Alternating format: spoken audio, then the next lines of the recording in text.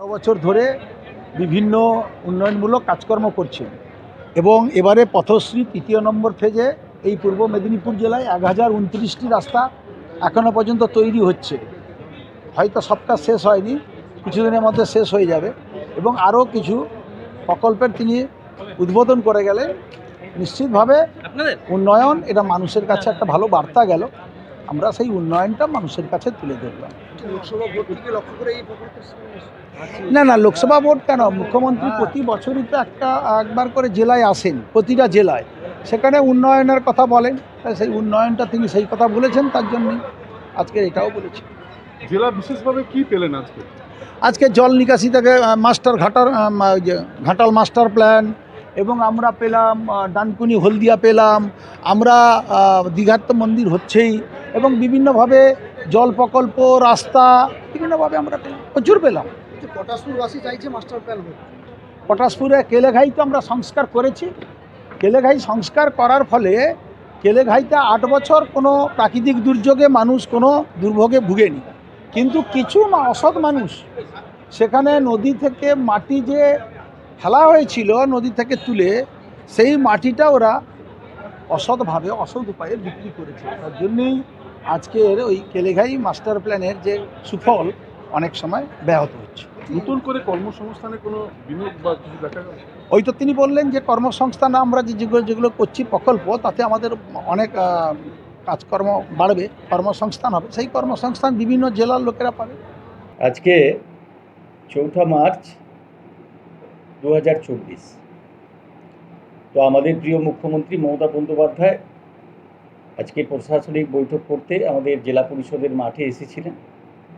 দুপুর 1টায় তিনি উপস্থিত হয়েছিলেন এবং আমাদের ময়না থেকে প্রায় কয়েক হাজার মানুষ, 5 থেকে 7 হাজার মানুষ, তারা বিভিন্ন বাস থেকে শুরু করে, টোটো থেকে শুরু করে, মোটরসাইকেল থেকে শুরু করে এবং টোটো, বিভিন্ন যানবাহনের মাধ্যমে তারা গিয়েছিলেন এবং সেই সাথে গোটা জেলা থেকে, পূর্ব মেদিনীপুর জেলা থেকে প্রায় লক্ষাধিক মানুষের সমাবেশ হয়েছিল।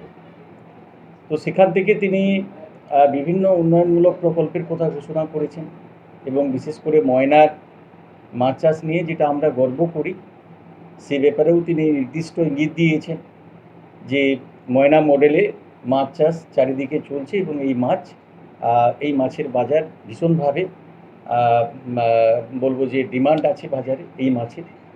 তো এবং এটা নিয়ে তো আর একটা নির্দিষ্ট তার পরিকল্পনা আছে এবং সেই সাথে গোটা জেলায় বিভিন্ন কাজ আজকে উদ্বোধন করেছেন, শিলান্যাস করেছেন তিনি ভার্চুয়ালি। তো সেগুলো আগামী দিনে ইমপ্লিমেন্ট হবে। তো আমাদের সামনে লোকসভা নির্বাচন আছে। নিশ্চিতভাবে লোকসভা নির্বাচনের আগে যে বাজেটের মাধ্যমে আমরা যে বঞ্চনার শিকার হয়েছিলাম কেন্দ্রীয় সরকারের কাছ থেকে, তিনি তা মিটিয়ে দিয়েছেন 100 দিনের কাজের টাকা এবং সাথে সাথে এও ঘোষণা করেছেন যে আগামী দিনে 100 দিনের কাজ যদি কেন্দ্রীয় সরকার না দেন, রাজ্য সরকারের পক্ষ থেকে কর্মশ্রী প্রকল্পের মধ্য দিয়ে 50 দিনের কাজ তিনি দেবেন এবং সাথে সাথে লক্ষ্মীর ভাণ্ডারের টাকা যেটা 500 ছিল 1000 করেছেন, বা যেটা 1000 টাকা ছিল সেটা 1200 করেছেন এবং আরও বলেছেন যে এই 11 লক্ষ যারা বাড়ি প্রাপক আবাস যোজনা, তো সেই বাড়ি কেন্দ্রীয় সরকার দেননি, অনেক কষ্টে মানুষেরা আছেন। তো কেন্দ্রীয় সরকার যদি না দেন, তিনি কিন্তু এই বাড়ি দেবেন বলে তিনি নিজে ঘোষণা করেছেন।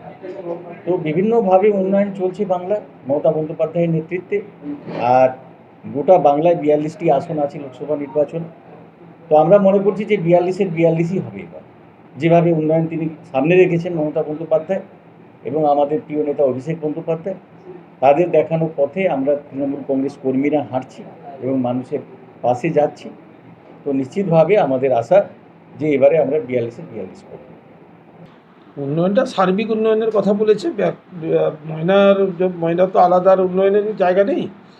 যেদিকে বলে কর্মসূচির থেকে আমাদের ব্যাপকভাবে কাজ চলছে। যারা নিজের দায়িত্বে, দিদিকে বলে কর্মসূচিতে যে ফোন করছে, দিদি যে নাম্বারটা দিয়েছে, তো ওখান থেকে অনেক আমাদের কাছে কাজ এসছে। প্রায় 70 থেকে 80খানা রাস্তা আমরা এস্টিমেট করে রেখেছি। আগামী দিনে আমরা ওটা টেন্ডার করব।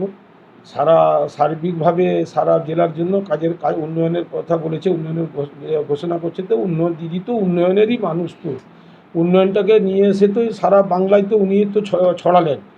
এত এত মন্ত্রী দেখেছি, এত প্রাইম মিনিস্টারকে দেখেছি, কিন্তু দিদি একটা মুখ্যমন্ত্রী হবার পরে যে হারে পশ্চিমবাংলাকে ডেভেলপ করছে, 36,000 কিলোমিটার রাস্তা, তার সঙ্গে আবার পথশ্রী, তো ব্যাপকভাবে কাজ চলছে। তো